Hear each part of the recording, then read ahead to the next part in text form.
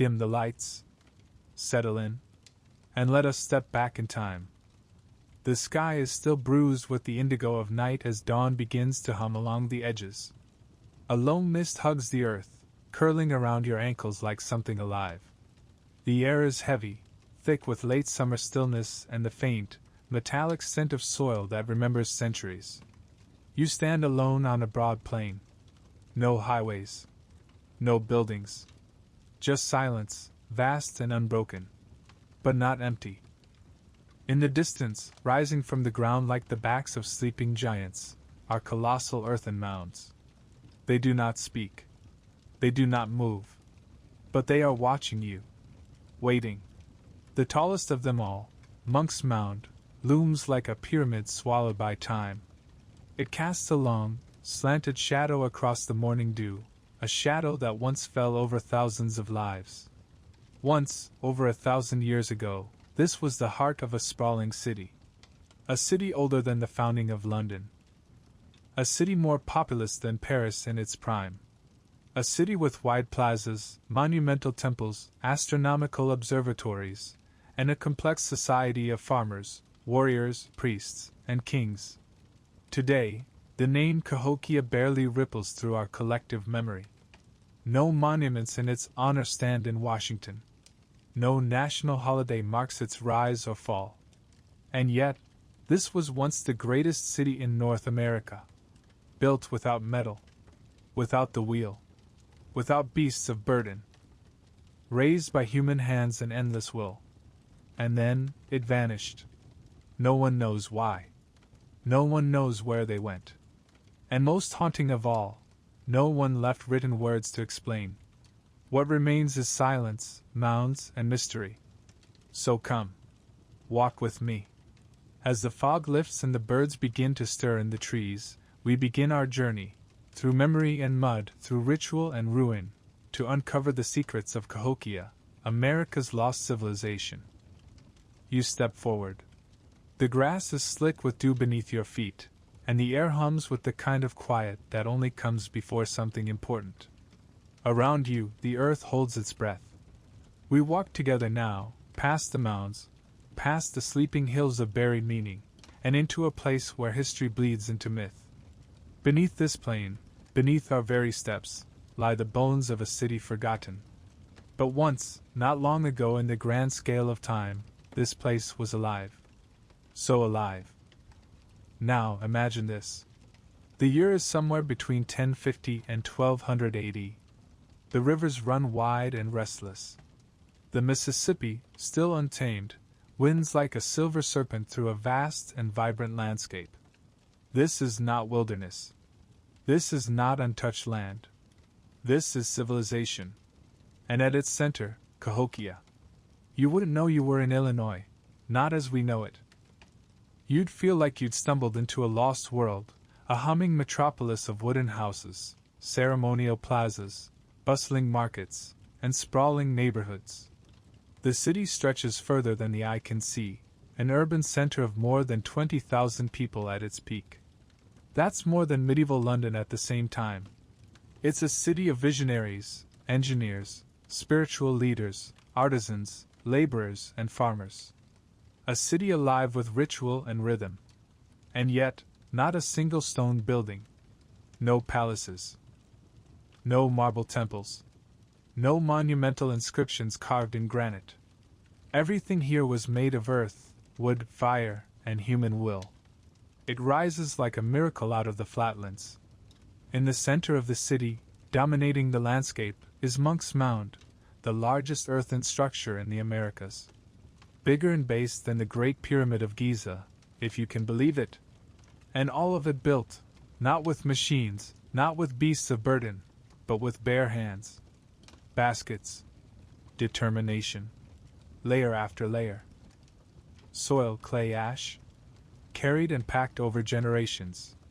You squint into the sun now, rising behind the silhouette of the mound. It almost glows. In the ancient times, it would have been crowned with a massive wooden temple, the residence, perhaps, of a king or priest. Smoke would have curled from its peak. Drums would have echoed through the plaza below. You would have heard chanting. Laughter. The sharp crack of corn grinding beneath stone. Cahokia was no scattered village. It was planned, designed, engineered. The city was built around grand plazas, each aligned with celestial patterns, the solstices, the equinoxes, not by accident, but by cosmic design. Homes were organized into neighborhoods, each cluster fed by maize fields and connected by wide avenues packed hard from generations of footsteps.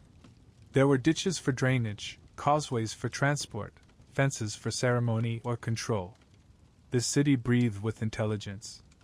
And yet, no iron, no wheel, no pack animals, just ingenuity. Just hands and mouths. Thousands of them, eating, chanting, praying, singing, shouting. This city lived through sound and firelight. Can you feel it?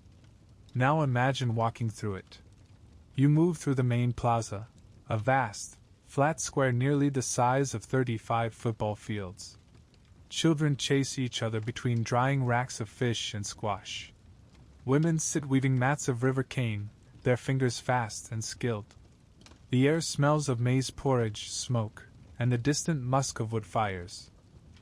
Trade goods are spread on woven mats, copper from the Great Lakes, shells from the Gulf Coast, obsidian from far-off lands. A man passes you, his face painted red and black. He wears a feathered headdress, each plume quivering with movement. He does not look at you. He walks with purpose, toward the mound. At the edge of the plaza, a ceremony is beginning. Priests in white robes chant in a tongue you don't understand, but the rhythm touches something deep in your bones. A dancer spins, scattering petals from a bowl. Someone beats a drum made from stretched hide. Another strikes a rattlesnake rattle tied to his ankle.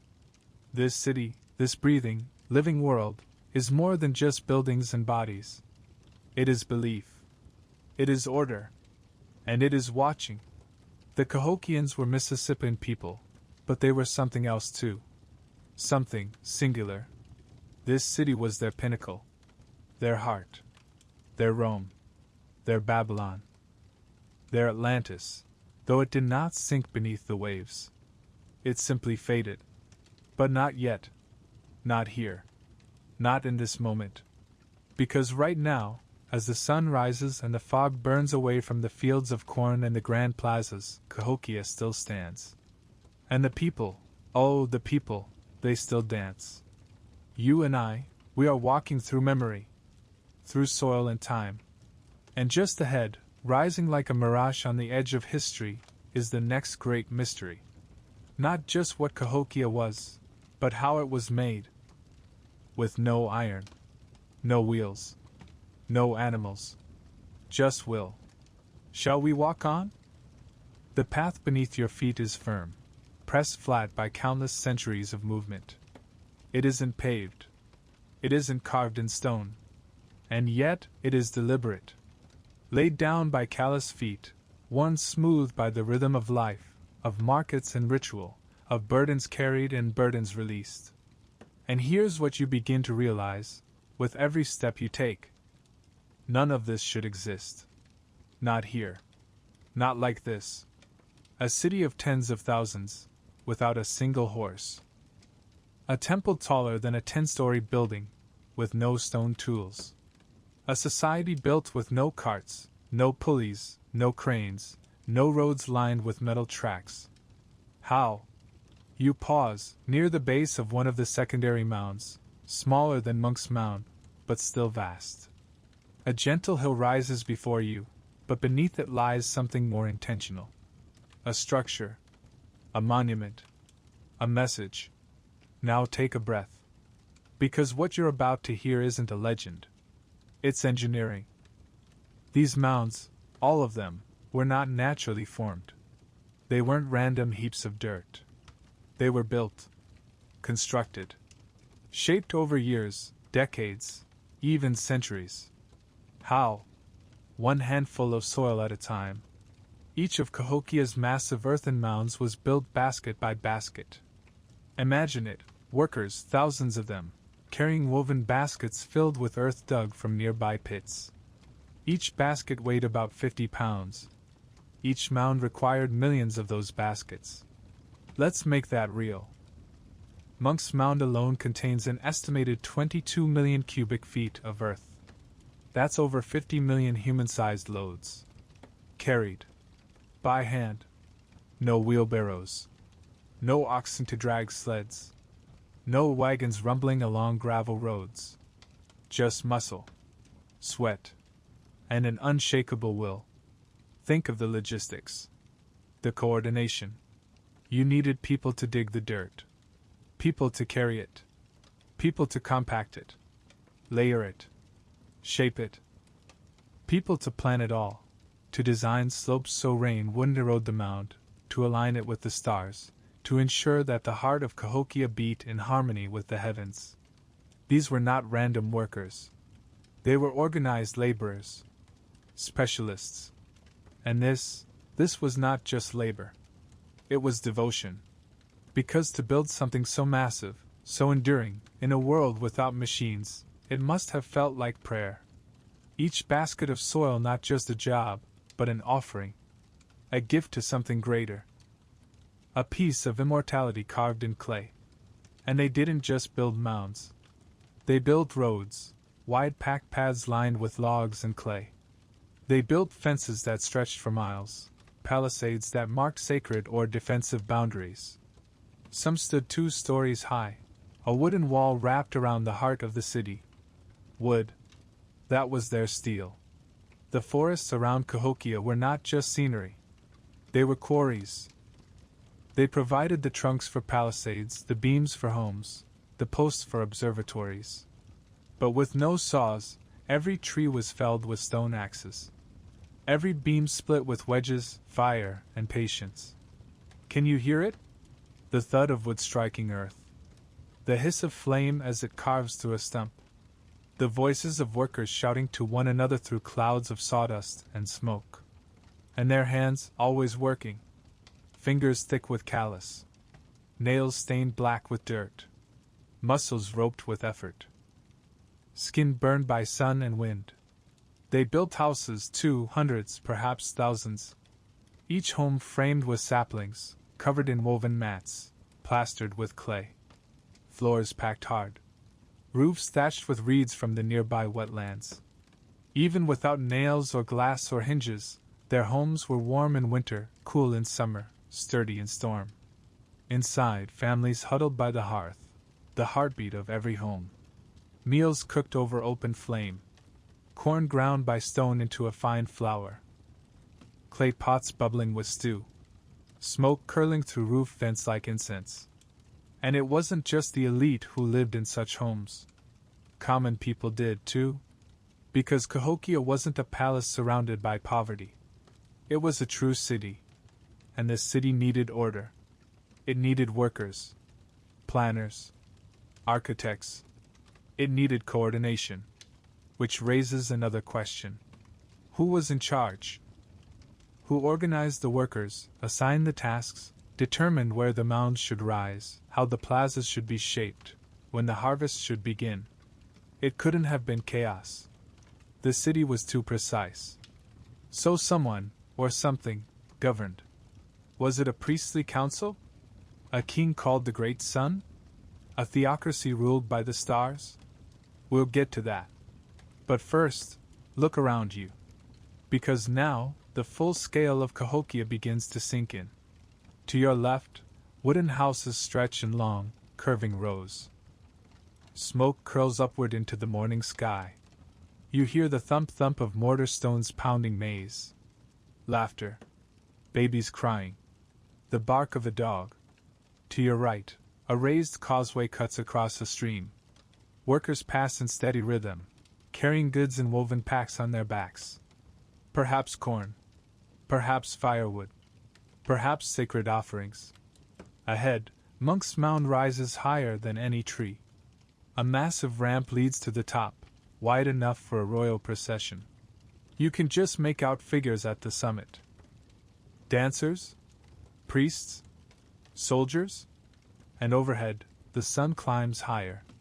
Its light touches every beam, every basket, every mound. It is a city built without metal, without wheels. And yet it stands, stronger than memory, louder than silence. This is Cahokia, and it is alive. But who rules over all this? Whose voice carries across the plaza when a decree must be made? Who holds the power here? Come. Let us walk toward the heart of their world, to the sacred mound of power, and discover what kind of ruler could command a city built by hand and held together by belief. You walk toward the mound. The sunlight has climbed higher now, golden and warm, slanting through the trees and casting long shadows across the packed earth. The mist has burned off, revealing the full sprawl of the ancient city. But your eyes, like everyone else's, are drawn to one place. Monk's Mound. It rises before you like a sleeping god. Its sheer scale seems to resist logic.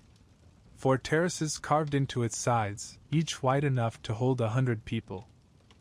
At the summit, the traces of a once massive structure, a temple, perhaps, or a chieftain's house, long since vanished but not forgotten. It's not a hill. It was never a hill. This is an earth pyramid. One built not to honor pharaohs or empires, but something older, deeper, stranger. You feel it, don't you? That slow shiver along your spine? That subtle tightness in your chest? Because as we climb now, step by step up the great wooden staircase that leads to the summit, you begin to sense that this place was never meant to be merely seen. It was meant to be felt. Each of these mounds, there are over 100 across Cahokia's landscape, served a purpose. A message written in earth. Some were temples. Others were elite residences, platforms for the powerful, who quite literally lived above the masses. Some were burial mounds cradling the bones of ancestors beneath layers of carefully packed clay. But none of them were random. Their placement, intentional. Their shapes, symbolic. Their construction, ritual. You reach the summit of Monk's Mound and look out. The land stretches in every direction, a vast, flat plain cut by rivers and dotted with smaller mounds. From up here, you can see them all, rising like silent sentinels from the soil. And that's when it hits you. This isn't just architecture. It's cosmology. Cahokia's mounds weren't built merely to impress.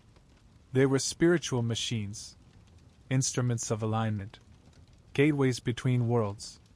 Each mound is a node in a sacred map, an earthly mirror of the celestial order. Many are aligned with solstices, equinoxes, and lunar cycles. The central plazas form a great cruciform, a cross within the city, marking the cardinal directions, the 4 winds, the 4 sacred corners of the world. To the people of Cahokia, these weren't abstract ideas. They were as real as the dirt beneath your feet. East was the place of the rising sun, of life and birth. West was where the sun died, the realm of ancestors and spirit. North and south, between them lay the path of power, of ritual, of meaning. Monk's Mound stands directly at the heart of this compass. It is the axis mundi, the world tree, the place where earth and sky meet. And atop it, whoever stood, be it priest, ruler, or divine king, was not just a person. They were a bridge, a mediator between the mortal and the divine. Now imagine it, you are here, but it is 1100 AD. The city below pulses with life. Thousands gather in the plaza, drummers, dancers, warriors, farmers, mothers holding infants wrapped in feathered blankets. The air is thick with the scent of maize and sweat and sage. Then, a silence. A figure appears at the summit beside you. Painted in white ash, crowned with feathers, carrying a staff tipped with carved bone. They raise their hands to the sky. And all of Cahokia watches. Because this isn't just ritual. This is order. The mounds themselves are part of that order, signposts in a sacred world where everything has a place. Above, the stars move in fixed rhythms. Below, the city echoes those patterns in earth and ash. The construction of these mounds was a spiritual act. Each layer, some red clay, some gray loam, some sand, was chosen deliberately. Soil from sacred places, perhaps. Ash from ceremonial fires. Earth that held memory. Power. It wasn't just labor. It was liturgy. In some layers, archaeologists have found traces of burned offerings. In others, broken pots, animal bones, fragments of woven mats. Not trash, but ritual deposits, gifts to the spirits, buried forever within the body of the mound. And sometimes, they found people. We'll talk more of that later. But for now, look down from this height. Can you see it? Cahokia is not just a city. It is a story written in earth. A sacred geometry carved into the land. A place where living and dying were woven into a single tapestry, one where each thread, each mound, each ritual had purpose. Even the shape of the mounds speaks. Platform mounds, like monks, rise in tiers, each level perhaps marking a spiritual boundary. Burial mounds take on conical forms, rounded, quiet, protective. Ridge-top mounds, long and thin like sleeping serpents, stretch along the edges of the city as if guarding its dream. This wasn't just about hierarchy. It was about connection. The people of Cahokia believed in a world layered and alive, with the heavens above, the mortal realm here, and the watery underworld below. The mounds were connectors, elevators between layers of reality. Climbing the mound wasn't just an act of power. It was a journey. Upward, toward the sky, the ancestors, the stars. Downward, in the burial mounds, toward the depths, the spirits, the sacred. These were not anonymous constructions. They were sacred bodies. Each one a womb. A grave. A mountain. A memory. You step back now, feeling the wind sweep across the summit. The sun is high. The city below bustles. But you are caught between times. And you wonder, what kind of ruler, what kind of belief, could have held this city together? What power could command such unity, such sacrifice? What voices once echoed from this summit, shaping the fate of tens of thousands? Come. We descend now, slowly, reverently, down the side of the Great Pyramid. There is more to see, more to feel, more to understand. Because if the mounds were symbols of power, then we must next ask, who held that power? And what did it mean to rule the greatest city in North America? You descend the mound in silence. The air is warmer now, the sky clear. But something in you feels changed. As if standing atop that earth pyramid loosened something hidden behind your ribs. A recognition, maybe, of the weight of this place. The gravity of it. And now, as we walk once more across the great plaza, you begin to wonder aloud, quietly, almost to yourself. Who ruled here? Who commanded these thousands of hands to build a city from nothing but mud and will? Who stood atop the mound and made the sun seem closer? Let's find out. We're walking now toward a smaller mound, not as tall as Monk's Mound, but darker, more secluded. The trees cluster close here, casting the path in dappled shadow. You can feel the ground soften, the hush settle in. It's cooler, quieter, because this is no place of ceremony. This is a burial. And inside, archaeologists found something strange, something telling. A man buried with enormous care. Surrounded by a cape of shell beads arranged in the shape of a falcon, its wings spread, its beak pointed westward. His body laid upon a bed of sacred materials, stones, mica, copper. His hands placed just so, as if he were cradling the city in his fingers even in death. And around him? Over 50 human sacrifices. Men, women, some decapitated, others laid in rows. This was not a common funeral. This was not grief. This was ritual power. This man, this falcon warrior, as some have called him, was someone more than noble. He was divine. At least, that's how his people saw him. Because to rule Cahokia was not just to govern. It was to embody, to channel, to connect. The Cahokians, like many Mississippian cultures, believed in sacred kingship, a system where power came not from conquest, but from the heavens. Their rulers weren't just chiefs. They were living symbols. God-men, walking between worlds. And this was no small world to walk between. Remember the three layers: the sky above, the earth here, the watery underworld below. The ruler, perhaps called the Great Sun, or something like it, was the only one who could traverse all three. His word wasn't just law. It was order itself. When he walked, the people bowed. When he died, the city wept and bled. This hierarchy was absolute. At the top, the Great Sun and his family, priests, nobles, perhaps warriors marked with feathers and shells, their skin painted with red ochre and white ash. They lived atop the mounds, both literally and spiritually elevated above the rest. Below them, skilled artisans, ritual specialists, traders, those who held knowledge or influence. They lived close to the sacred center, near the plazas, protected behind palisades and fences that marked not just physical boundaries, but cosmic ones. Further still, the farmers, the laborers, the builders. The heartbeat of Cahokia. They lived at the edges, near the fields, near the marshes. They built the mounds, harvested the maize, offered prayers to the sun and moon at dawn. But even they understood their place was sacred. This wasn't oppression in the modern sense. It was order. Cosmic alignment. The same way the stars moved with purpose, so did society. And the Great Sun? He was the Polaris, fixed, unmoving, eternal. His house atop Monk's Mound may have been built of wood and thatch, but it sat upon the shoulders of giants.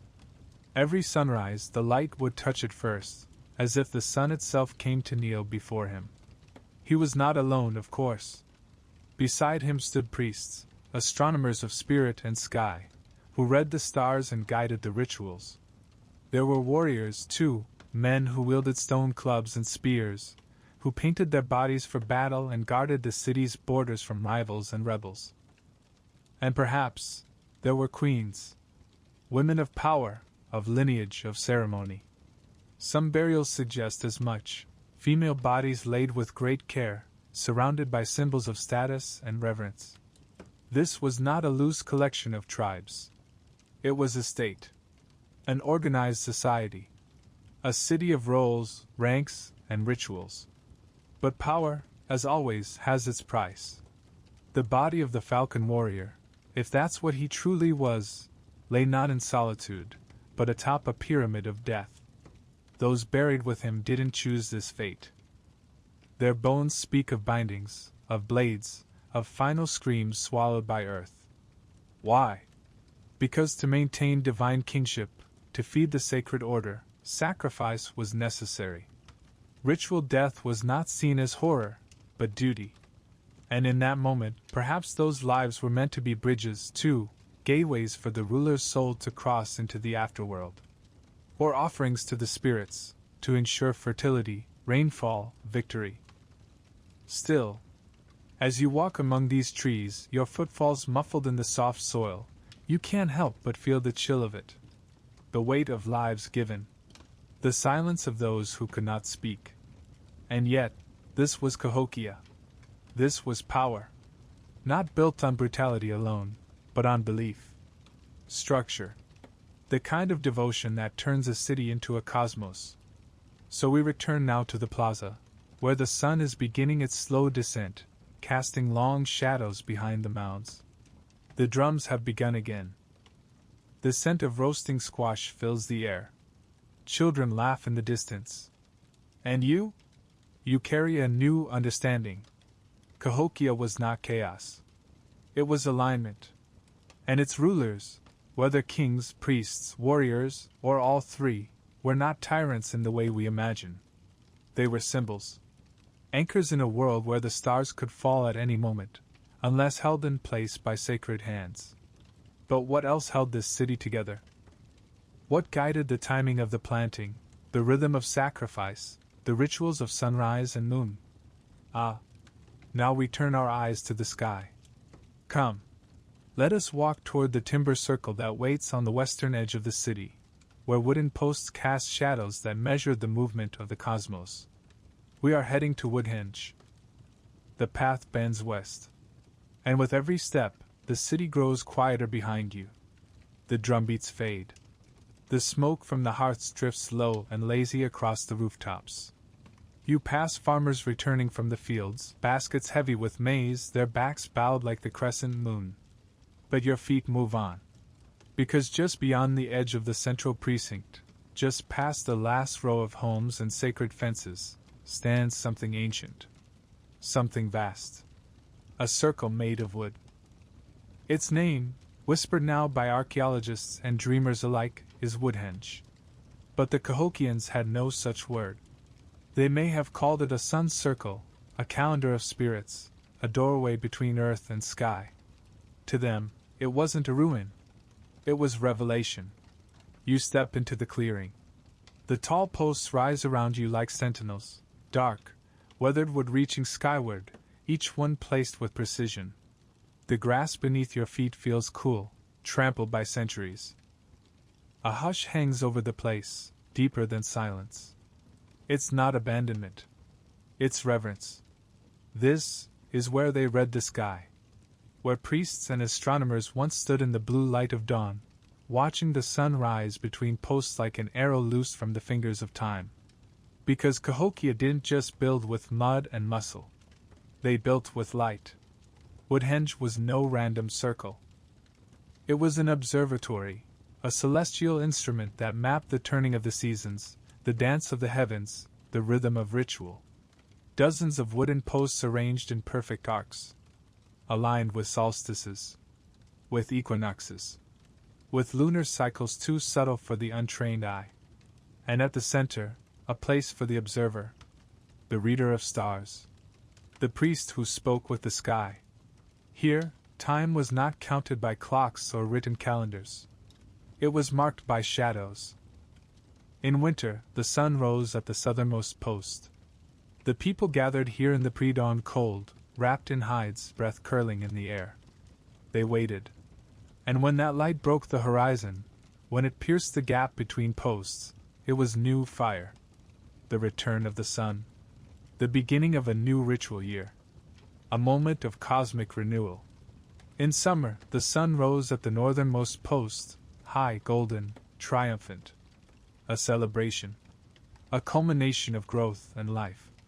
The crops would be tall. The offerings would be made. These alignments weren't theoretical. They were visible.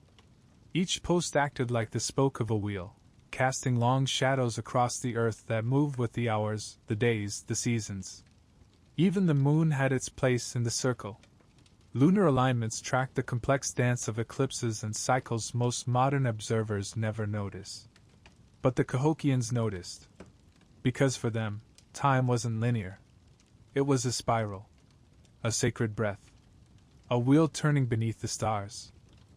And Woodhenge? It was their compass. Their anchor. Their cathedral without walls.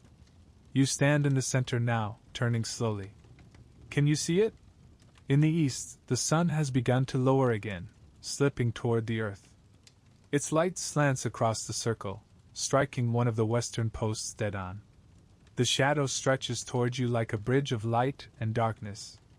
And in that moment, something clicks in your mind. This wasn't just for farmers.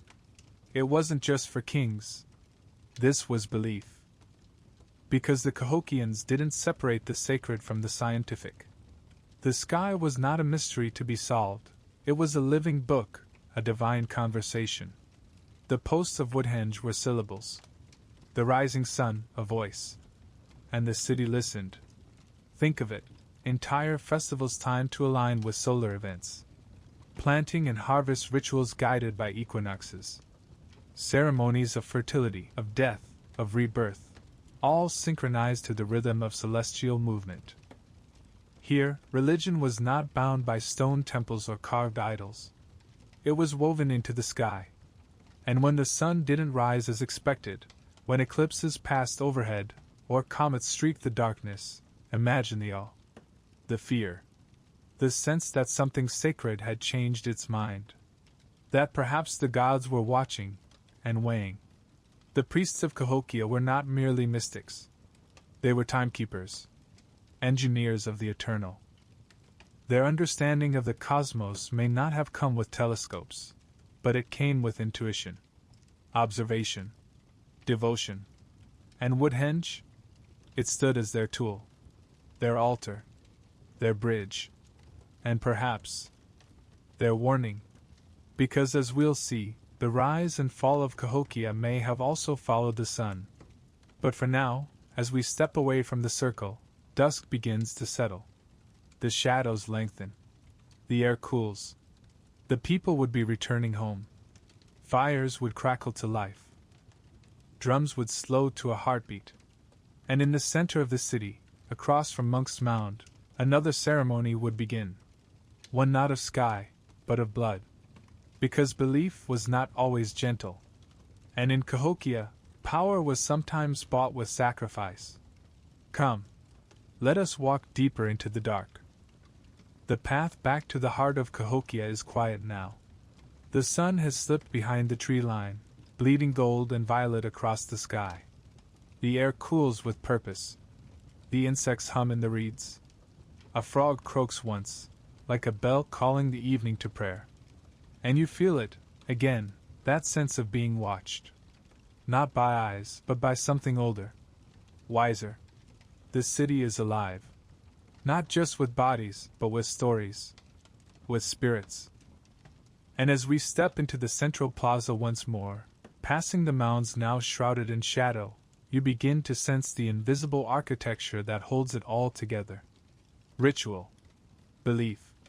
Order. Because in Cahokia, life was not random. It was myth made manifest. Let me explain. Imagine a world where every grain of corn you plant is a reenactment of the first planting, the mythic sowing of life by the sky people. Where the harvest isn't just food, it's renewal, the fulfillment of a cosmic contract between mortals and gods. Imagine a world where every mound, every post, every line of fence mirrors something in the heavens. Not because it's beautiful, but because it's necessary. To keep the world spinning. To keep chaos at bay. That was Cahokia. To the people here, the universe was not a place. It was a pattern. A sacred structure. A dance of opposites, sky and earth, day and night, life and death, woven together in endless cycles. And humans? We were the thread that kept it all from unraveling. Now listen closely. The cosmology of the Mississippian world, from which Cahokia draws its spirit, speaks of a three-tiered universe. Above, the upper world bright, ordered, celestial. Home of the sun, the stars, the thunderers. A place of clarity and guidance. Here, the middle world, our world, the one of people and plants and mounds and maze. The place where sacred stories are enacted through sweat and song. And below, the lower world, watery, mysterious, chaotic. A realm of spirits, monsters, serpents, and ancestors. In Cahokia, every ritual, every action, was designed to balance these worlds. To walk was to echo the journey of a hero across realms. To speak a prayer was to bridge the gap between this world and the next. To die was to return. You see, myth in Cahokia wasn't just told around the fire. It was performed. Embodied. Breathed. Consider the ceremonies held at the base of the mounds. Drums beating like thunder. Dancers painted in sacred red, their faces masked to become animal spirits. The rattle of shells, the smell of burning sage, the chant of 100 voices rising and falling like wind through cane. This wasn't just pageantry. It was remembrance. They were reliving the battles between sky and underworld. Recalling the birth of the Maize Mother, who gave her body so that her children might eat. Repeating the ancient pacts made between gods and people. Pacts that required blood, yes, but also laughter, and love, and loss. because myth was not a story told once. It was a truth lived again and again. And there was no myth more central to Cahokia's order than the myth of the sun's path. In this story, passed down in echoes through descendant cultures, a great hero descends from the sky, bringing light, law, and the knowledge of corn. He divides the world into 4 sacred directions, builds a mound from the bones of the earth, and lights the first fire upon it. He becomes the first chief, the Sky King, and from him, all rulers descend. And when he dies, he is buried facing east, so that, on the day of renewal, he may rise with the sun once more. Now remember what we saw at the burial mounds. Bodies arranged with precision, some facing the rising sun, others sacrificed, perhaps to accompany a ruler into the afterlife. Death was not an end. It was transformation. Just as the maize seed must rot before it grows, so too must the soul pass through the underworld before it returns to the sky. This cycle, life, death, rebirth, was everywhere in Cahokia. You could taste it in the food, smell it in the smoke, feel it in the rhythm of work and worship. The calendar itself was built on this cycle. The year turned not on dates, but on moments: the equinox, the solstice, the new fire, the harvest moon, each marked with ritual. Ceremonies that involved not just song and dance, but fasting, purification, sacrifice. Some were small, household offerings of corn or tobacco. Others were grand, public rituals held in the plaza, with dancers in feathered robes mimicking the flight of the thunderers, those sky beings who wielded lightning and rain. Warriors would spar, not to kill, but to reenact the battles of the First Age. Children would carry symbols of the sun on woven mats, walking the sacred paths between the mounds. And sometimes there would be blood. Because order, real order, comes with cost. A sacrifice wasn't just a death. It was a renewal. A way to feed the spirits, to bind the people, to remind everyone of the stakes. You don't plant a crop without burying a seed. You don't keep the sun rising without honoring the gods who light it. In this way, ritual was not optional. It was existence. And every citizen of Cahokia, every farmer, every priest, every child born beneath the shadow of a mound, knew their role. Some danced, some fasted, some carried baskets of soil to raise the earth higher, and some would never walk away from the ceremony. We'll speak of them next. But for now, as the sky deepens into indigo and stars begin to prick the darkness, you feel the pulse of this place beneath your feet. Not just the heartbeat of a city, but the rhythm of a cosmos. And you know, in your bones, that you are standing in a world more structured than any kingdom, more enduring than any empire. Because this wasn't just a city. This was myth-made land. And the gods were always watching. Come. Let us walk toward the sacred pits, where blood was spilled not in anger, but in ceremony. For some gifts must be given freely, and others must be taken. The stars have risen now, pinpricks of silver scattered across the velvet sky. The last traces of twilight fade, and in their place comes something softer, older. The hush of night settling over the mounds like a second skin. We walk in shadow now, toward a quieter part of Cahokia. The main plaza lies behind us, and the distant murmur of songs and firelight fades into the distance. Here, the air is still. The grass brushes your ankles as you step through low fields, and the trees arch above like old priests, whispering secrets between their leaves. And beneath your feet, the earth changes. It feels heavier here. You can't explain why. But you sense it. Because this place, this quiet corner just beyond the great ceremonial center, is where the city laid down its most solemn rituals. This is where power was reaffirmed. Not with armies, not with wealth, but with ceremony, with offerings, with silence, and with all. Archaeologists have uncovered strange and beautiful patterns here, Rows of carefully placed stones, fragments of finely worked shell, beads laid out in shapes no accident could explain. And beneath them, human remains arranged with unmistakable purpose.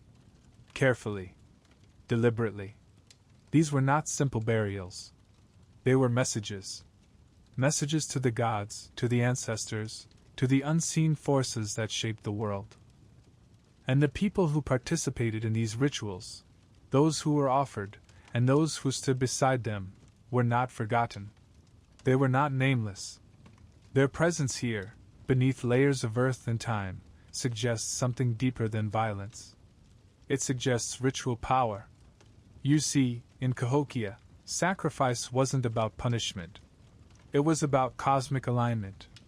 Ritual offerings, of objects, of food, of art, and yes, sometimes of people, were part of maintaining balance, of holding the world in place, of feeding the cycles of life and time. It was never taken lightly. To offer something sacred, whether it was a prized artifact, a carved effigy, or the presence of a human being, was to make a statement to the universe. We remember. We serve. We honor. The mounds around you reflect this. Some rise tall and broad, built over years as platforms for leaders, temples, and gatherings. Others, smaller and more secluded, appear almost hidden, but beneath them, evidence of deep ceremony lingers. Many of these mounds were constructed in phases. Layers of earth, ash, and clay. Layers of memory. And between those layers, gifts. Pottery placed with care. Tools of shell and stone. Carved figurines. Feathers woven into fabric. Objects meant to carry meaning across worlds. Offerings to accompany a soul on its journey, or perhaps to guide a city into a new season, a new age. Power in Cahokia wasn't inherited like in a European monarchy. It was granted, by the people, by the sky, by the sacred forces of the earth. A ruler here was not just born. They were made, through ritual, through symbolism, through events that tied their identity to the rhythms of the cosmos. Ceremony played a role in that transformation.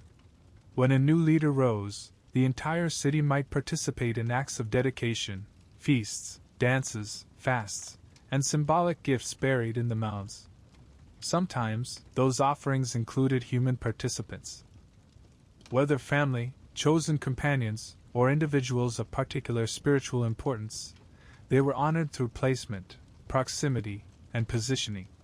Each mound was not just a tomb. It was a theater. A cosmic tableau. One that told stories through silence. One that whispered, this was sacred. This mattered. You and I were walking now past one such mound.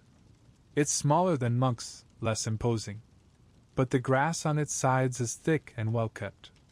The soil is rich, dark with memory. They called this the mound of the beaded burial. Inside they found the figure of a man, buried with layers of shell beads arranged like wings. Falcon-shaped.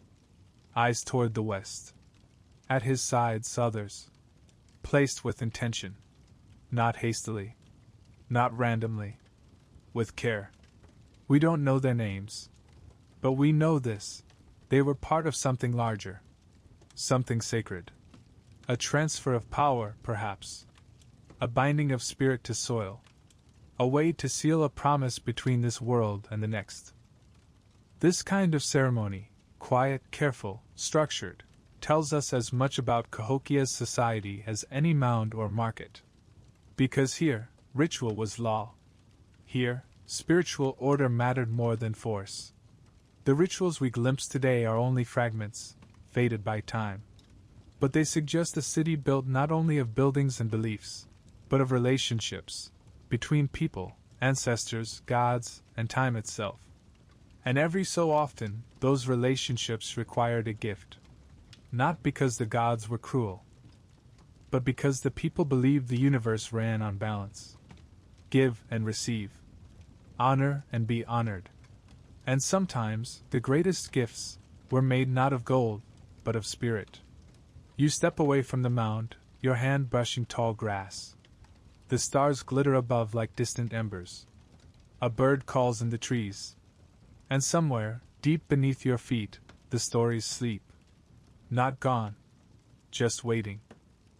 And as we walk back toward the lights of the central plaza, toward homes, warmth, laughter, you carry this knowledge with you. That in Cahokia, every act was part of a larger story. And every life, every offering, every ritual, was a thread in a tapestry too vast to see in full. But we are trying. Step by step. Thread by thread. Now come. Let us walk among the living, into the neighborhoods, the markets, the fields. For if the rituals were the heartbeat of Cahokia, the daily lives of its people were the breath. The light returns, not from the sky, but from the city. As we walk back toward the central plaza, past the sleeping mounds and sacred circles, the firelight grows stronger. Shadows flicker across wooden walls. The smell of roasting corn, wet clay, and smoke fills the air like memory itself. This is the hour when ceremony ends, and supper begins. You hear it before you see it. Laughter, low voices, the clatter of pots, the rhythmic scrape of stone grinding against stone. You are no longer an observer of myths and kings. You are walking into the warm, breathing world of ordinary life. And it is beautiful. Cahokia was a city of thousands. Most of its residents weren't priests or rulers. They were families. Farmers. Fishermen. Weavers. Children. Elders. They lived not atop mounds but in clusters of wooden homes, modest, elegant, crafted with care. Each home was framed with saplings and cane, the walls plastered with layers of clay and earth, often whitewashed to gleam in the sun. The roofs were steep, thatched with grasses or reeds. No nails, no hinges, just rope, mud, and brilliance. Inside, they were clean. Cool in summer. Warm in winter. You step into one now, quietly as a guest. It is evening. The fire glows low in the center of the room, its smoke curling upward through a vent in the roof. Around it, the family gathers. A woman stirs a clay pot suspended over the flame. The scent of boiled maize and squash fills the air, sweet, hearty, comforting. Next to her, a child turns a stone grinding bowl, reducing dried corn into fine flour. Another peels dried beans, placing them in a woven basket lined with animal hide. They don't look up at you. They're too busy living. And that's the wonder of it. Daily life in Cahokia was not grand. It was grounded, rooted in the rhythms of the land and the seasons. And yet, in its own quiet way, it held a grandeur that monuments could never match. Outside, a man sharpens a stone blade, its edge curved for scraping hides. He squints in the firelight, running his thumb gently along the edge. Tomorrow he'll trade it for river fish, or shell beads, or tobacco. A neighbor walks by, greeting him with a nod. They exchange a few words in a language lost to time, but filled, you sense, with humor and memory. The city is alive tonight. Fires flicker in every home. Voices echo up from the alleyways between houses, sometimes in song, sometimes in storytelling. Grandmothers recount the feats of sky beings. Children giggle and chase each other between racks of drying meat. And all around, life hums. You follow the sound. Past homes and storage pits. Past bundles of dried corn stacked neatly for winter. Past fences made not to divide, but to guide. Paths marked with care, turning the neighborhood into something navigable, intentional. Every home has its tools. Baskets woven from river cane. Mats made of rushes. Awls carved from bone. Pottery decorated with swirling patterns, each with its own story. And when the day is done, those stories come out. The Cahokians, like many ancient peoples, were oral historians. Knowledge lived in the voice, in tales told by the fire, passed from mother to child, elder to apprentice. Myths, yes, but also weather, healing, planting cycles, animal behavior, celestial changes. To be a child in Cahokia was to grow up surrounded by wisdom. To be old in Cahokia was to be a keeper of memory. And in between? Life pulsed with work, play, and ritual. Let's look at the rhythms of a typical day. At dawn, the city stirred. Smoke rose from every roof as fires were rekindled. The air filled with the scent of maize flour frying on flat stones, with pine resin, with dew. Farmers headed to the fields, vast plots of maize, squash, beans, and sunflowers. The three sisters of agriculture. Grown together, they fed both body and soil. It was a science older than books. Others went to the river, to fish, to gather mussels, to transport goods by canoe. Still others tended to crafts, shaping shell into beads, wood into tools, clay into vessels.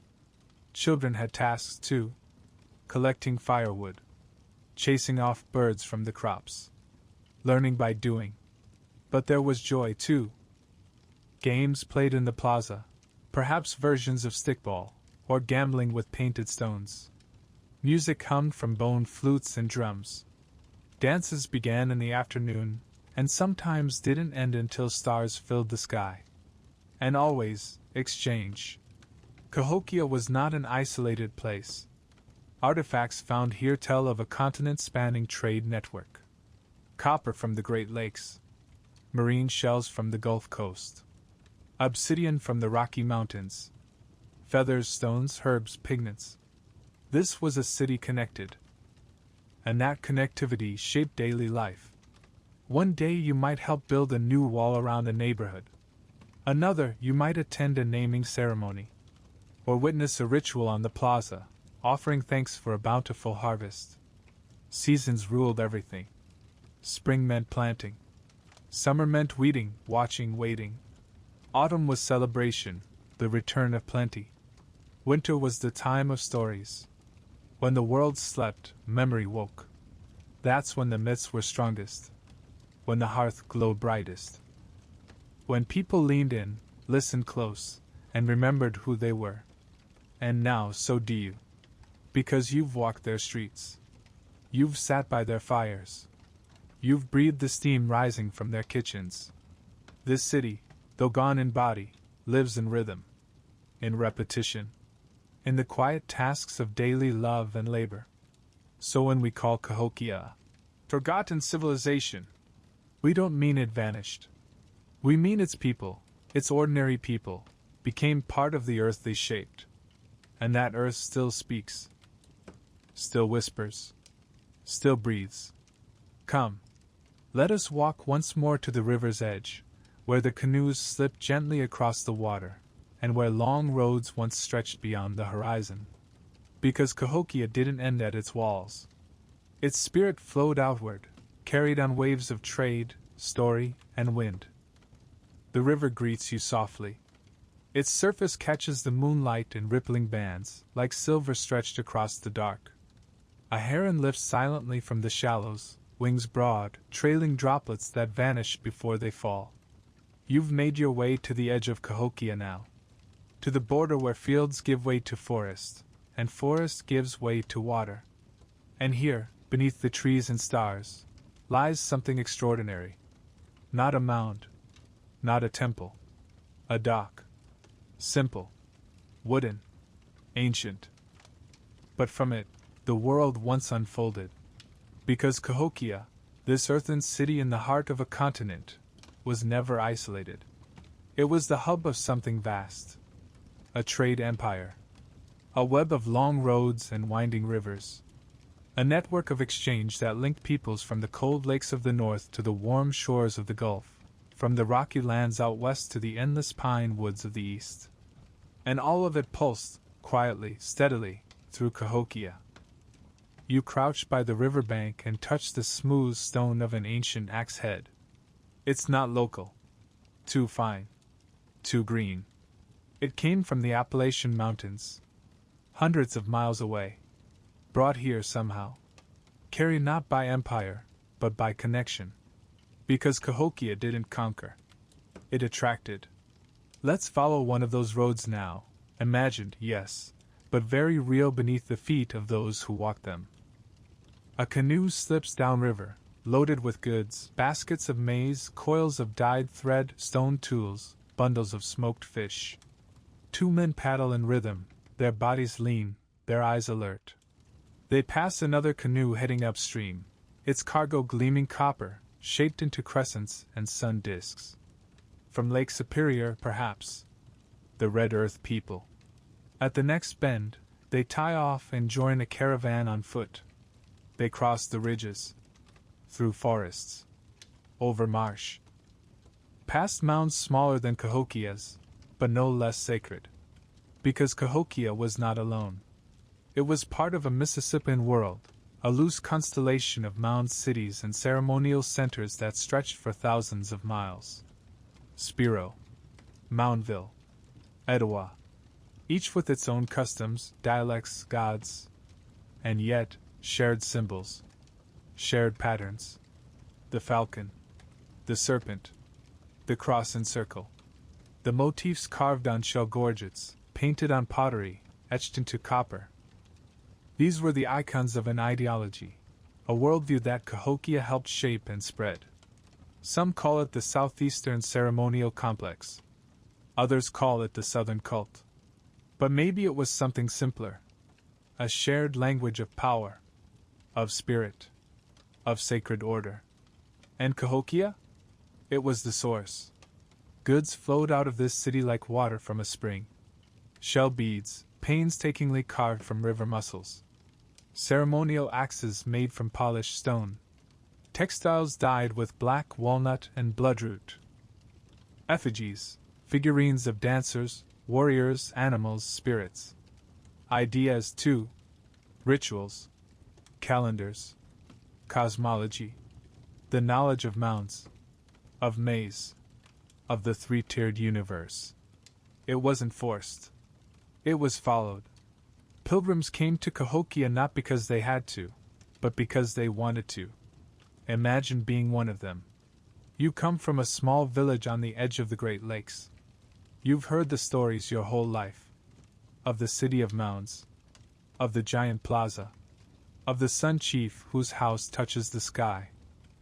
Of the circle of wooden posts that marks the sun's return.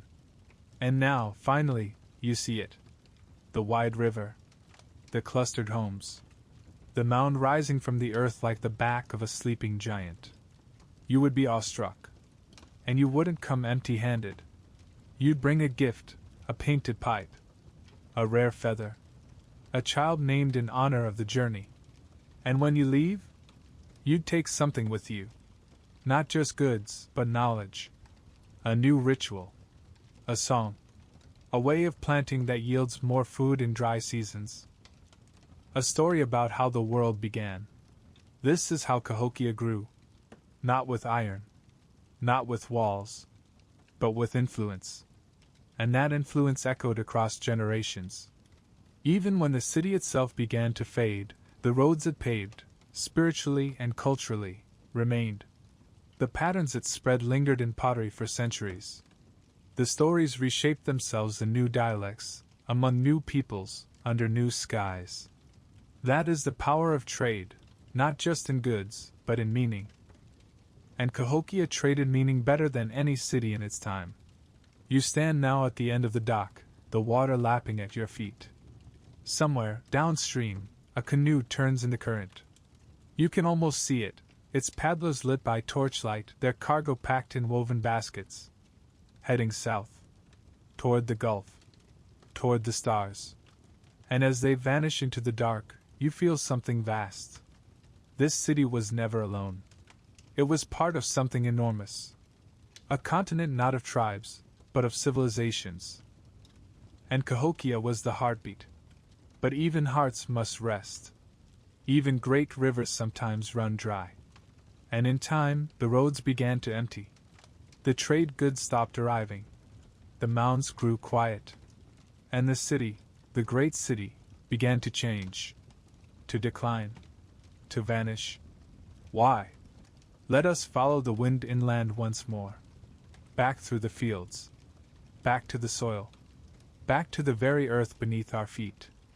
Because sometimes the fall begins not with war, but with the land itself.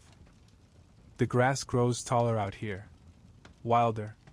Where once there were gardens, paths, and fire pits, now there are thickets, prairie flowers, the soft swaying of stalks in wind that carries no voice.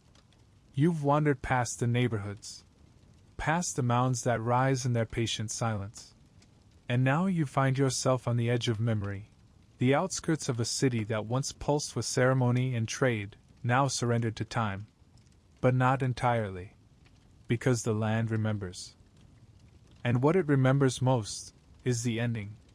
Not a fall, not a fire, but something slower, stranger. Something that comes on the heels of abundance, not famine. That creeps, not crashes.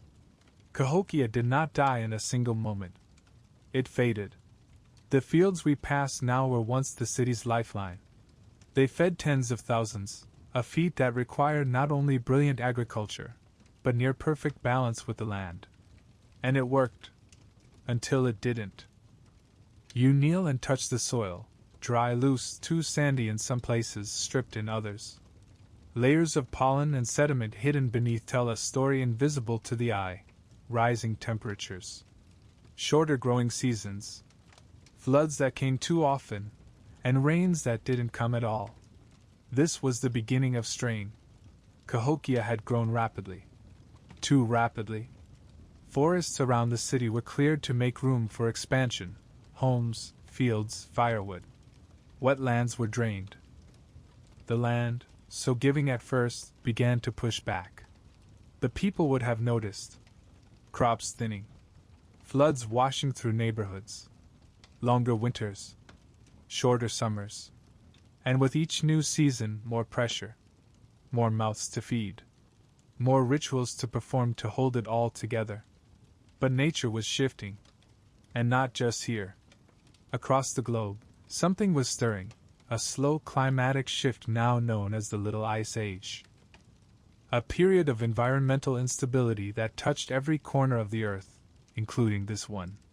In Cahokia, it meant chaos in the skies and uncertainty in the soil. But this was not a civilization built solely on climate. It was built on belief, on trust in the rituals, in the leaders, in the sacred order. And when that trust cracked, when the sun no longer answered the prayers, when the rains mocked the offerings, something deeper broke. Power, once unquestioned, began to unravel. It may have started quietly. A neighborhood relocated. A festival missed. A mound no longer tended. But over time, those absences grew louder. There are hints, fragments buried beneath collapsed structures, of deeper tensions. A temple, once central to ceremony, burned and abandoned. Was it an accident? A lightning strike? Or something more human? A challenge to authority? A turning away from a system that no longer protected? We'll never know for certain. But we see the traces. The palisades rebuilt hastily, not for ceremony, but for defense. Homes shifting further from the center. Burials no longer as elaborate. And slowly the silence spread. Not the silence of peace, but of departure. The great plazas emptied. The canoes stopped arriving. The fires atop the mounds went cold. People left. Maybe in small groups at first. Families returning to older homelands. Communities splintering, reforming elsewhere. No mass graves. No final stand. Just absence. An unraveling of threads too tightly pulled. Cahokia, once the beating heart of a continent, became a ghost in its own fields. And yet the people lived on. They didn't disappear. They adapted, migrated, carried their stories, and pieces of Cahokia itself, into new villages, new rituals, new identities. You can hear echoes of their cosmology in the oral histories of descendant cultures, in the ceremonial patterns of mound builders farther south and east, in the symbols that reappear, like dreams, across pottery, shell, and story. This was not erasure. It was transformation. But this city, this place, this name, was forgotten. covered not by conquest, but by neglect, by silence, by the slow, smothering weight of time. You stand now in the darkness, the last of the fireflies drifting upward, the stars crowding close. The mounds rise behind you. The river murmurs in the distance. And beneath your feet, the earth remembers. Not a fall, but a fading. Not a tragedy, but a turning. And still, the question lingers in the hush of night. How could something so grand, so complex, so alive, disappear from memory? That silence, too, has a story. The wind is different now. Colder. It rustles through the tall grass in slow waves, brushing across the mounds like fingers flipping through the final pages of a book no one remembers how to read. We walk on, past the sleeping bones of Cahokia, its silent homes, its empty plazas, into a strange, heavy quiet. Not just absence. Oblivion. And you begin to realize something unsettling. Cahokia didn't just vanish from the land. It vanished from memory. There are no stone steels left behind here. No royal inscriptions carved into the sides of temples. No written records to say, here was a city.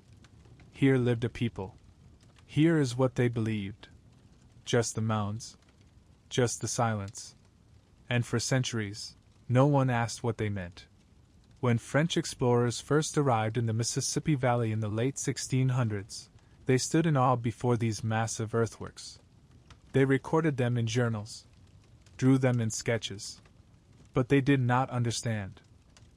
They called the place Cahokia, borrowing the name from a nearby group of people who had never lived in the city itself. The builders were already gone by then, for nearly 300 years. And the question of who had built it was quietly ignored, not by accident, by design. Because in the age of conquest, stories like Cahokia's were inconvenient.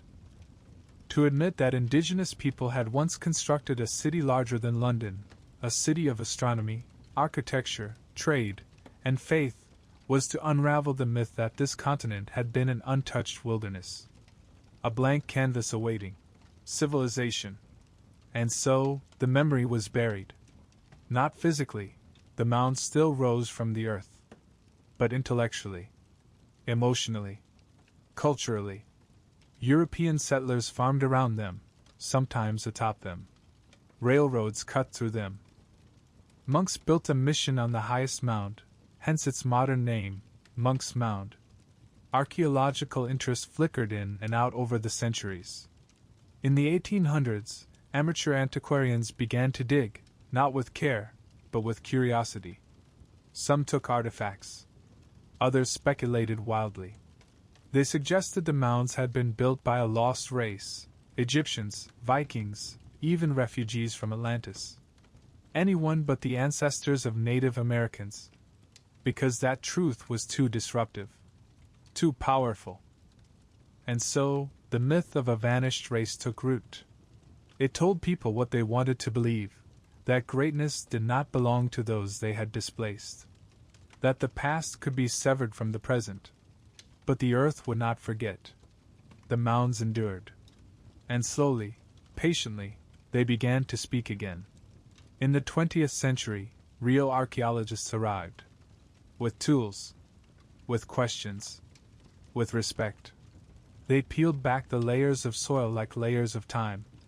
They mapped the post holes of Woodhenge. They traced the outlines of homes. They sifted through fragments of pottery, shell, bone. And what they found was staggering. A city. A civilization. A memory that refused to stay buried. But even then, the world barely noticed. History books still skipped over Cahokia. School curriculums left it unnamed. And the broader public, conditioned to look south to the Maya or east to Egypt, still didn't understand what had once stood here. How could a city of 20,000 souls, a metropolis of pyramids, plazas, and astronomical precision, be left out of the story of America? Because memory is not just what is recorded. It is what is allowed. And for centuries, Cahokia was not allowed. It was too complex. Too advanced. too indigenous. The fields where we stand now were once considered empty. But they were never empty. They were sacred. Alive with voices, drums, laughter, prayers. And even when those voices fell silent, the land still hummed with what it had seen. Tonight, it still does. You feel it as you walk, the ache of forgetting, the weight of erasure. The questions left behind like footprints in dry river mud. Who were the last to leave? What words did they say? Did they know they were the end of something? Or just the beginning of something else? The answers are not written, but they are felt.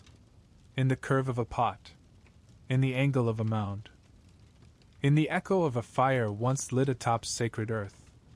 And they are being remembered again, because people, like you, are beginning to ask, to walk these grounds with open eyes and open heart, to listen, to wonder, to reclaim a piece of history that was never truly gone, only silenced. But the silence is ending. The mounds still rise. And now, so too does the memory. The stars remain above you, constant and indifferent. The mounds cast long shadows beneath them, like ghosts frozen in place. And as you stand there, beneath the ancient sky, something shifts in your awareness. It's not just that Cahokia was forgotten. It's that it was made to be forgotten. Erasure doesn't always look like destruction. Sometimes it looks like plowing. Sometimes like naming. Sometimes like silence. And that is the silence we walk through now. Because when European settlers came to this land, they did not find a wilderness. They found memory. Memory in the mounds. In the rivers shaped by human hands. In trails worn into the earth by centuries of travel and trade. But they did not see it. Or perhaps more truthfully, they chose not to. The narrative they brought with them, and clung to, was one of divine destiny. A blank land. A fresh start. A continent untouched by civilization. The presence of a city like Cahokia, with its pyramids of earth, its astronomical observatories, its roads stretching like veins across the heart of the continent, was deeply inconvenient. It contradicted everything they wanted to believe. So they buried it. Not just with soil, though many mounds were indeed flattened for farmland, railroad beds, or brick making, but with language, with ideas. They named the rivers after their saints, the hills after their kings. They built farms over ancient roads, churches atop old plazas, towns on top of cities. And in doing so, they rewrote the land. They turned sacred places into scenery. They transformed the memory of indigenous achievement into mystery at best, and myth at worst. Across the continent, the same pattern played out. In the southeast, mound complexes like Etowah and Okmulgee were dismissed as curiosities, or worse, as evidence of some lost race that couldn't possibly be related to the native people still living nearby. In the southwest, the cliff dwellings and great houses of the ancestral Puebloans were attributed to vanished peoples, never the Hopi, the Zuni, the many who remembered building them. In the northeast, longhouse villages were plowed under.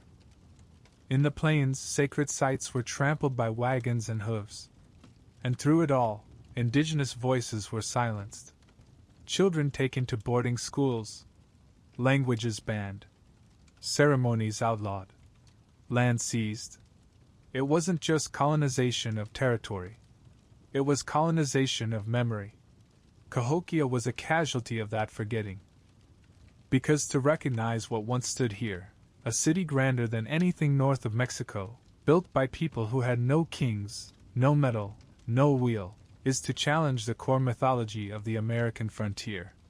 That myth needed emptiness. And so it made emptiness. Even when the ground told a different story. The irony, of course, is that the mounds never left. They remained here, unmoving, undeniable.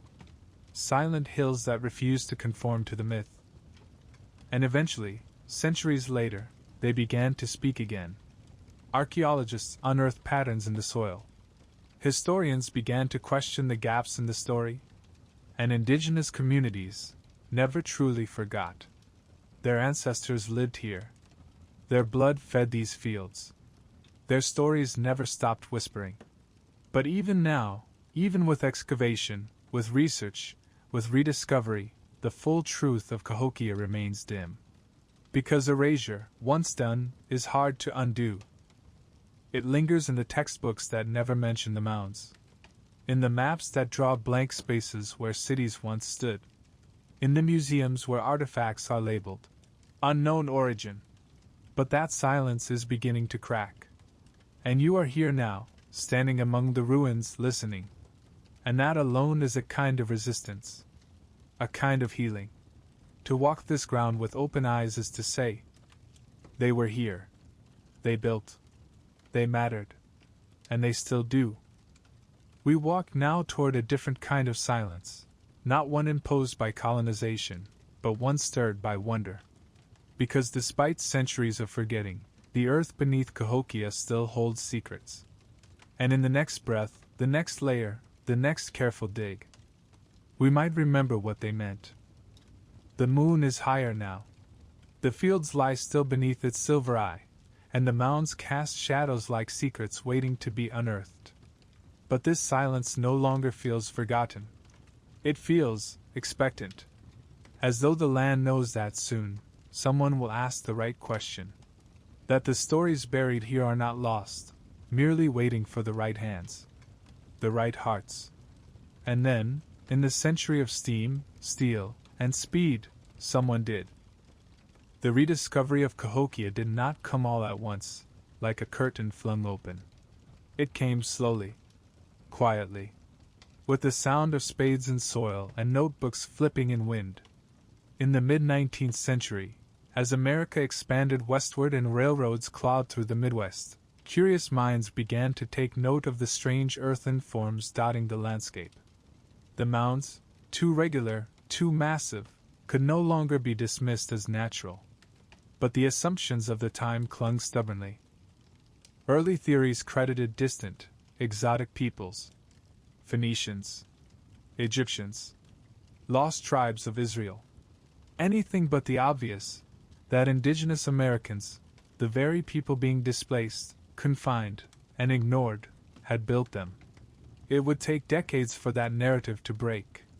It wasn't until the late 1800s and early 1900s that archaeology began to stir awake in earnest. Not the treasure hunting of gentlemen explorers, but the careful science of stratigraphy, carbon dating, material culture. And here, in the tall grass of Illinois, they found something astonishing. Beneath every mound, a structure. Beneath every structure, a layer of ash, post holes, fire pits, burials, offerings.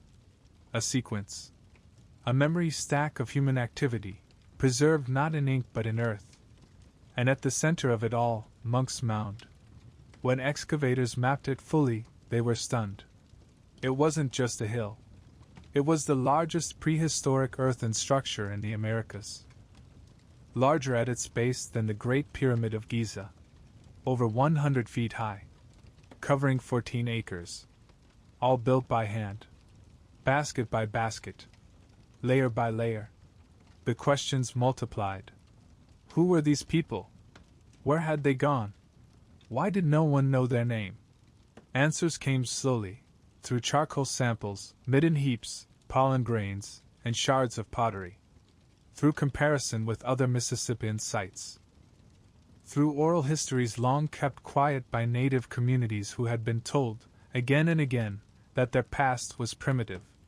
But they remembered. They had always remembered.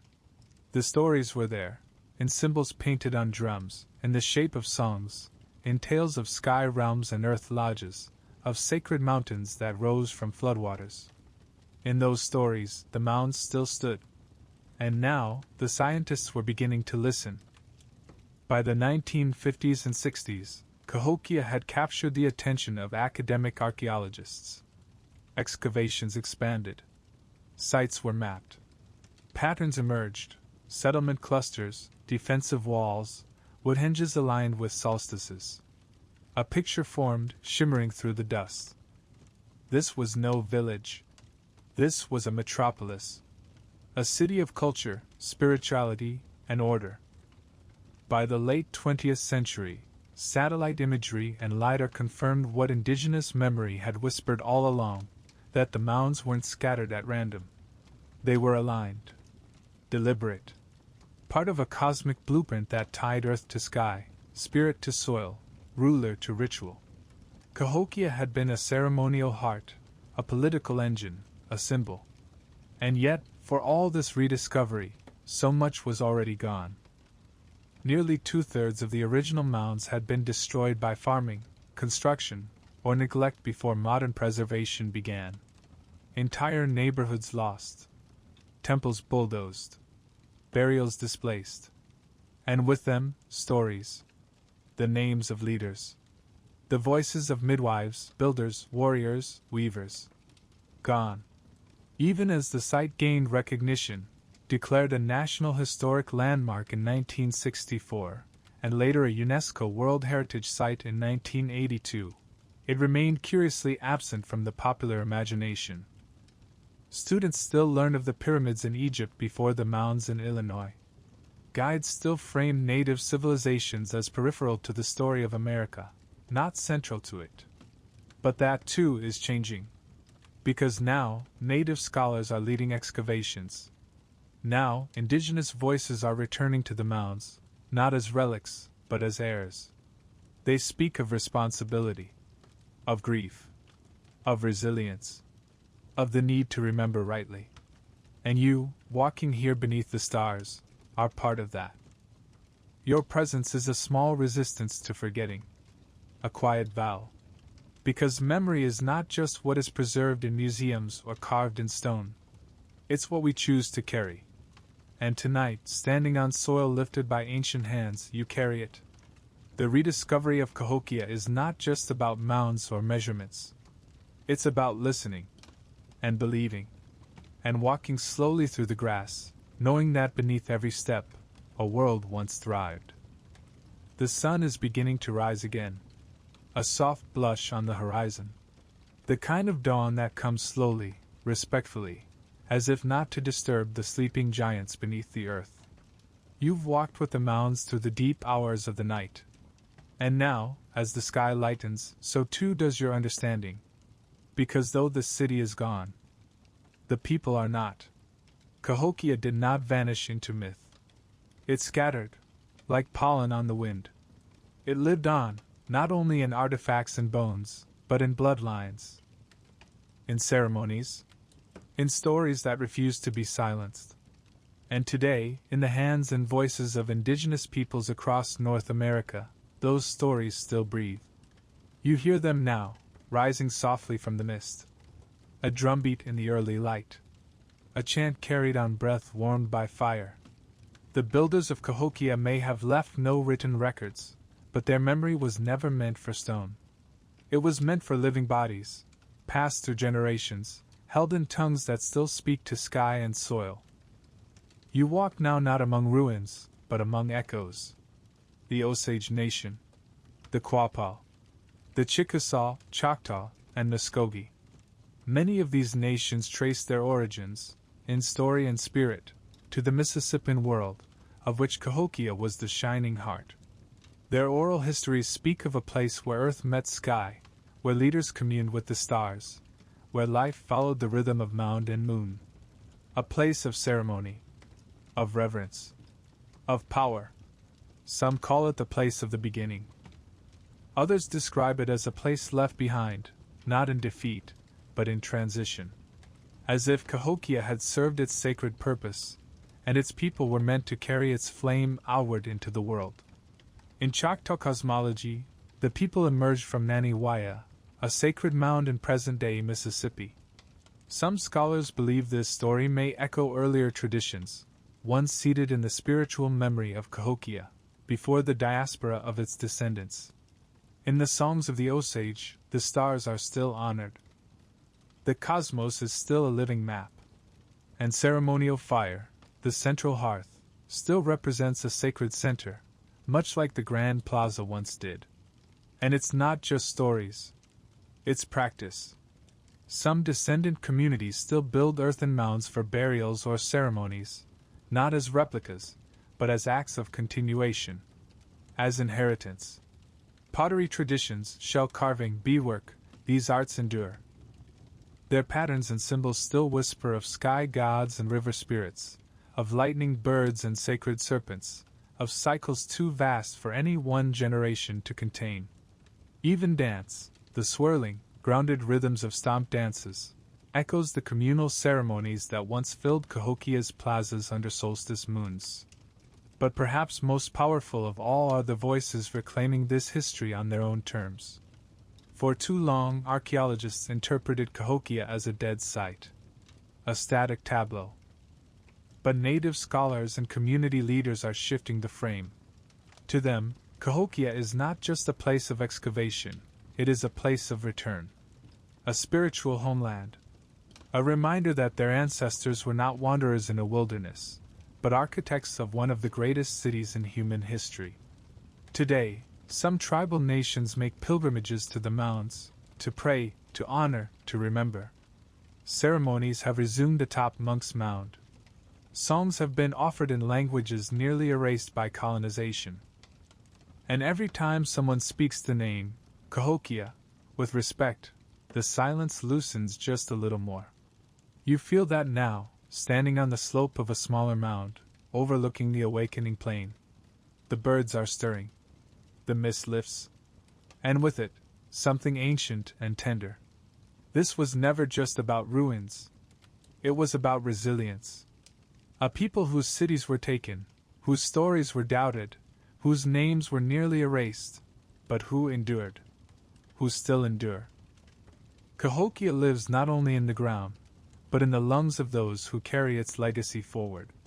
So if you ever doubt the endurance of memory, of culture, of spirit, just listen to the stories.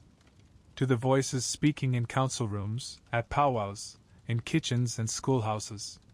Listen to the laughter of children learning their ancestors were builders, astronomers, artists, leaders. That they came from greatness. And carry it still. The mounds have never stopped speaking. We were just not taught to listen. But now, the listening has begun. The sun crests now, faint gold spilling across the mounds. Birdsong threads through the morning.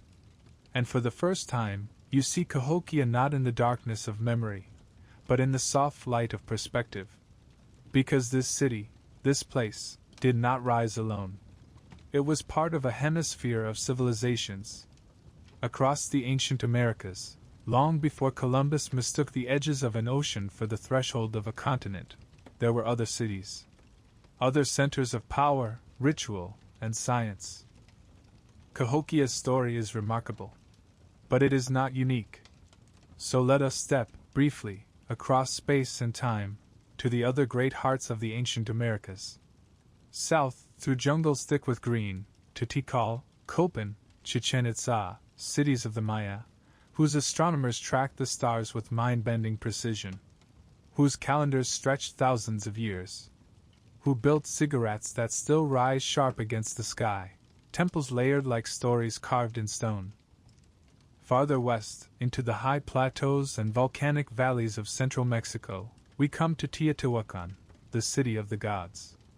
A place that may have housed over 150,000 people at its height. Its Avenue of the Dead, flanked by pyramids, of the moon, of the sun, aligned with cosmic symmetry. And later, the Aztec would rise in Tenochtitlan, a lake city of canals and causeways, its streets swept clean daily, its temples crowned with fire. Hernán Cortés, on seeing it for the first time, compared it to Venice. Then farther still, over jagged peaks, we reach the Inca. The empire in the clouds. Machu Picchu, yes, but also Cusco, and the Capac-Nan, a road system stretching over 25,000 miles through mountain and jungle, linking cities built of mortarless stone that still stands earthquake-proof today. These civilizations are known, revered, taught. They appear in textbooks, museums, documentaries. Tourists fly across oceans to touch their stones. And yet, when it comes to Cahokia, the largest city north of Mesoamerica before European contact, the silence returns. Why? Why is it that a child might learn the name of Tikal before Monk's Mound? Why do we know the jaguar gods of the Maya but not the thunderbirds of the Mississippians? Why do we revere the stone, but forget the earth? The answers are layered, like the city itself. Part of it is visual. Stone endures. It dazzles. It photographs well. Cahokia was built not of granite, but mud. Earth shaped by hand and will, meant to rise in harmony with the landscape, not conquer it. And yet mud is no less mighty. Monk's Mound still stands. Still defies the skyline of southern Illinois with its quiet mass. But without gleaming stone or carved hieroglyphs, it became easy to ignore. Another reason: contact. The Maya, Aztec, and Inca collided directly with Spanish empires. Their stories were recorded, often twisted, but recorded, by priests, soldiers, and scribes who walked among their plazas, burned their books, translated their gods. Cahokia had long fallen silent before Europeans arrived in the Midwest. There were no conquerors here. Only absences. An absence, when misinterpreted, becomes erasure. Add to this the myth of American exceptionalism, the belief that this land was an empty canvas, ready to be filled, and you begin to see how Cahokia, and all that it represented, was inconvenient. Because a complex indigenous city challenges the idea of civilization being imported, it demands a reframing. One where the Americas were not wilderness but full. Where progress did not arrive with sails and steel, but was already present, in maize, in astronomy, in ritual, in diplomacy. Cahokia was part of that world. And it deserves its place beside Tikal, Tenochtitlan, and Cusco. Not just as a footnote, but as a peer. Because it was monumental, in scale, in spirit, in innovation. Because its people mapped the sky, moved rivers, reshaped their world. Because they built not for eternity, but for balance. And maybe that is why Cahokia feels so fragile now. Because it wasn't meant to be a fortress. It was meant to be harmonic. A city in tune with season and soil. And when that harmony faltered, it faded, not violently, but like breath. But fading is not forgetting. And remembering is what we are doing now. As we walk back toward the center, toward the grand plaza once teeming with dancers and fire, you begin to feel Cahokia not as a mystery, but as a missing chapter in the story of human possibility. One written not in stone, but in earth. And the time has come to read it again. You've come far. From the stillness of the mounds at dawn to the rhythmic breath of the plaza at its height, through the rise, the fall, the silence, the rediscovery. And now, as the morning brightens and the mist finally lifts, you find yourself facing something deeper than loss. Something stranger than forgetting. Something that hums beneath the grass and clay like a buried heartbeat. Not what we remember of Cahokia, but what we still don't know. For all our excavations, measurements, and theories, the truth is, Cahokia remains one of the greatest unsolved mysteries in the history of the Americas. You feel it now in the pause between birdsong. A gap. A breath. The unmistakable edge of the unknown. We do not know what the Cahokians called themselves. Not a single word of their language survives in recorded form. No glyphs. No scrolls. No codices wrapped in deer hide, as the Maya left behind. Only symbols, painted on pottery, carved into shells, pressed into copper. Spirals. Crosses. Birds. Eyes. Serpents. They speak, but in a voice we no longer understand. Did they call their city something like Cahokia? Almost certainly not. That name, as we've learned, was borrowed from a different group centuries later. Their real name, the one they used in prayer and song, in council and ceremony, has vanished. Swallowed by time. We don't know their origin stories. Not in full. We glimpse fragments in the traditions of descendant cultures, tales of sky beings and underworld rivers, of sacred twins and cosmic trees, but we cannot say with certainty what the Cahokians themselves believed as they climbed the mounds, as they watched the stars rise over the wooden posts of Woodhenge. We can only infer. We do not know their leaders' names. Not the builders. Not the priests. Not the great sons or firekeepers who stood at the center of it all. We know how they were buried, with reverence, with ceremony, often with awe-inspiring goods from far-flung corners of the continent. But their names are gone. Written, perhaps, in ash, in dance, in whispered syllables that dissolved like breath in the prairie wind. And we don't know why it ended. Not exactly. Was it drought? Disease? Internal upheaval? The spiritual unraveling of a world out of balance? Each theory carries weight. Each one echoes something real. But none offer certainty. Because certainty has never lived here. Only the shapes of possibilities. And beneath those possibilities? Secrets. There are still mounds unexcavated, untouched by trowel or scanner. Some by choice, in respect for burial practices. Others simply waiting. Sleeping. What do they hold? Tools? Textiles? Syllables etched in forgotten script? Or silence? Even below the surface of known mounds, surprises await. Layered structures. Burned floors. Post holes in unexpected arrangements. Entire neighborhoods may still be hidden beneath what we thought were empty fields. And the greatest mystery of all? Cahokia wasn't alone. The city existed at the center of a world, a network of towns, villages, and sacred sites across thousands of miles. Some of those have been found: Moundville in Alabama, Spiro in Oklahoma, Kincaid in southern Illinois. But others? Still lost. Still waiting. And here's the most haunting truth. The more we dig, the more we realize how much we've already lost. Mounds leveled. Sites paved over. Entire histories erased by plow, by shovel, by progress. Not maliciously, always. Sometimes by ignorance. Sometimes by forgetfulness. But the result is the same: gaps we may never fill. And yet, even in those gaps, something extraordinary happens. Because the unknown doesn't end the story.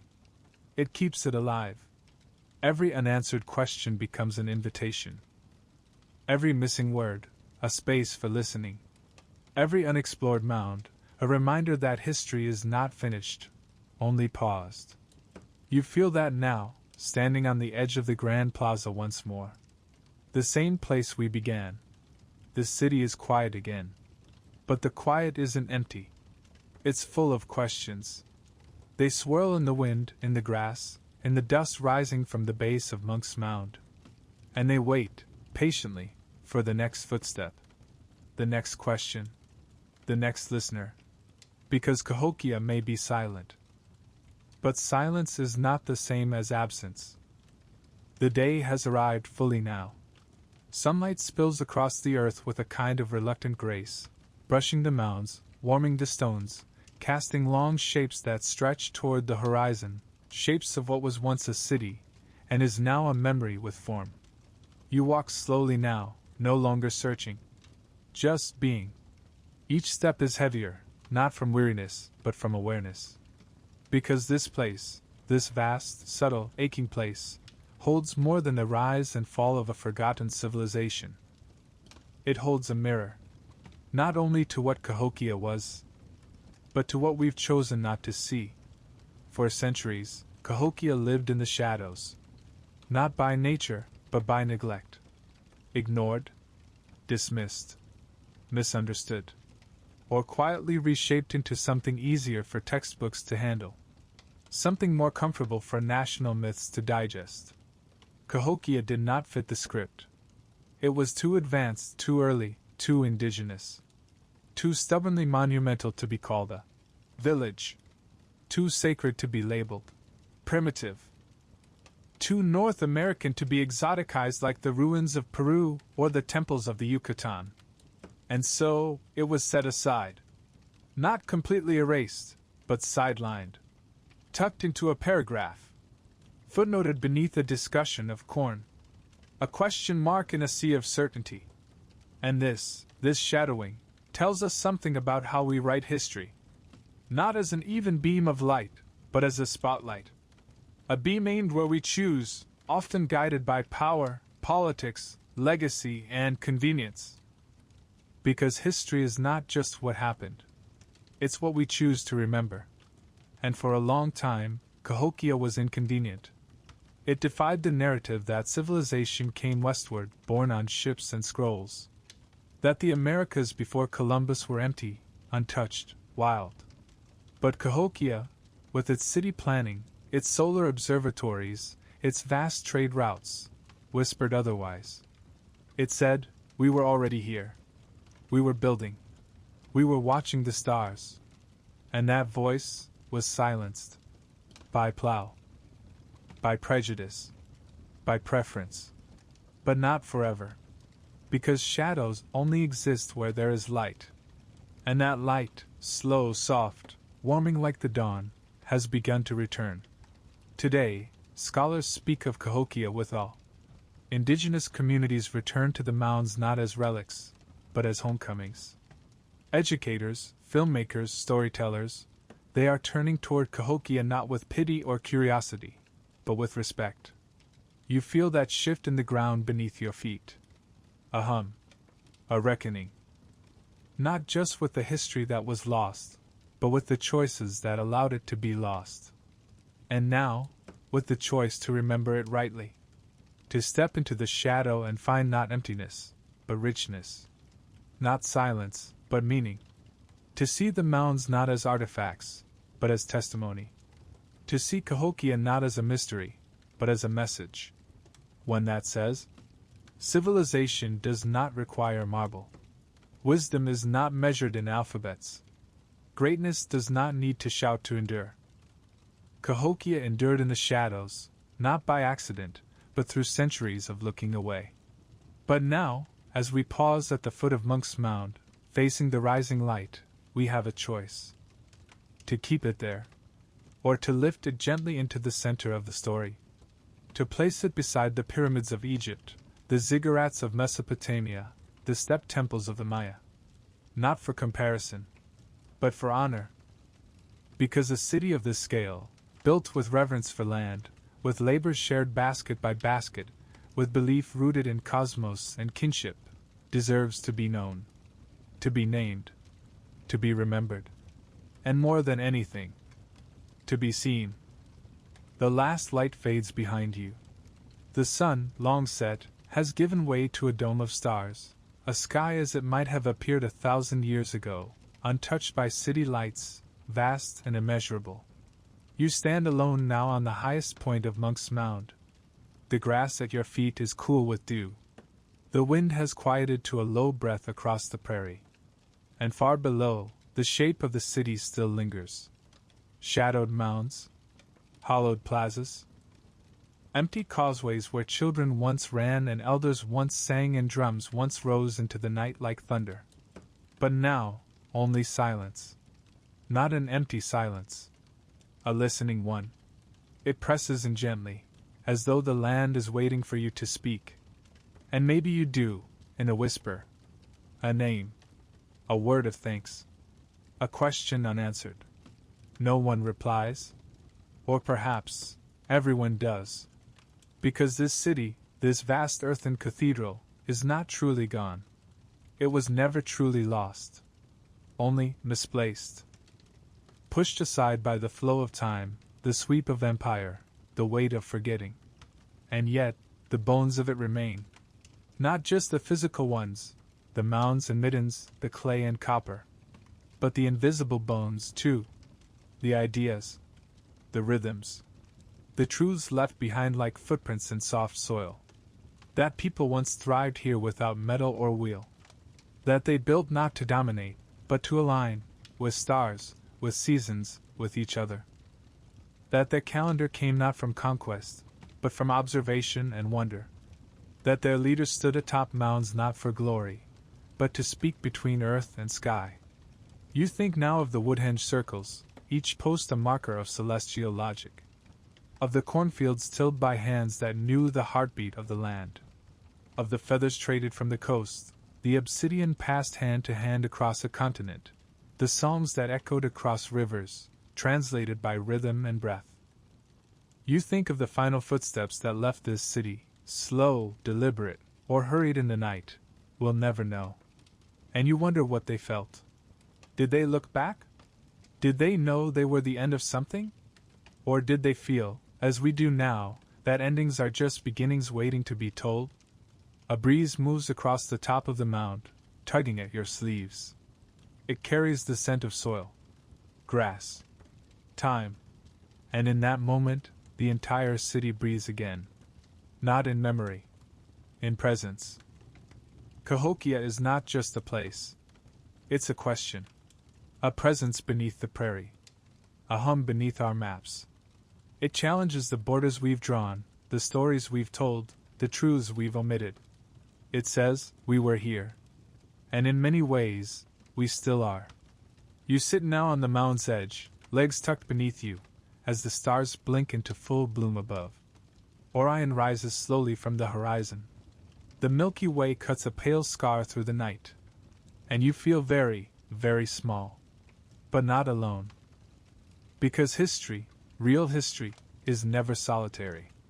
It is shared, carried, spoken in fireside voices, whispered through grass, woven into dreams. And tonight, as you breathe the same air that once stirred 1,000 sacred fires, you carry it. Not the full story. No one ever could. But a piece. And that is enough. So rest now. Let your thoughts settle like silt in the riverbeds of memory. Let the silence cradle you. Let the stars sing softly above. And as the night deepens, as the city of earth and sky slips back into the folds of time, may these echoes of the past guide you gently into dreams. Cahokia is listening, and so are you. Good night, traveler.